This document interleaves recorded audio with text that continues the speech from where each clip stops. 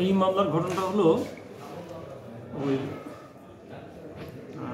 পার্থা রাজবাড়ির পার্থা সাকিনে এই এজারকারীর মেয়ে, এজারকারী হলো মোহাম্মদ বিল্লাল মোল্লা।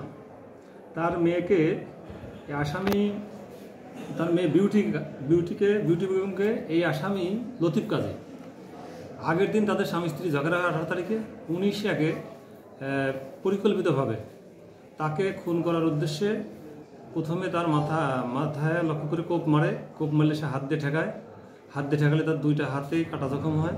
পরবর্তীতে নিস্তেজ হয়ে গেলে সে বুকের উপর উঠে গলায় পোঁচ দিয়ে গলা কেটে বিচ্ছিন্ন করে ফেলে। একটা নির্মম হত্যাকাণ্ড।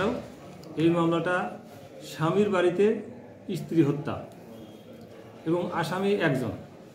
এই মামলায় রাষ্ট্রপক্ষ সাক্ষী দ্বারা সন্দেহভাবে এই মামলাটা প্রমাণ করতে সক্ষম হয়। এই মামলার আসামিকে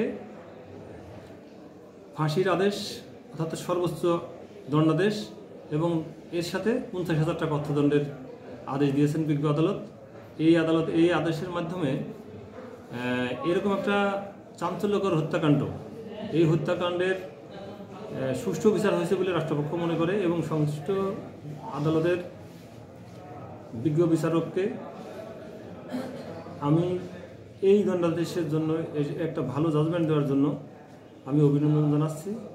আর এই বিচারে যে আয়ু সাহেব তদন্ত করছেন, মেডিকেল অফিসার, আরও যারা আনুষঙ্গিক যারা সাক্ষী আছেন, যারা এই মামলাটার বিচার কাজে সহযোগিতা করছেন, তাদেরকে অভিনন্দন এবং কৃতজ্ঞতা জানাচ্ছি।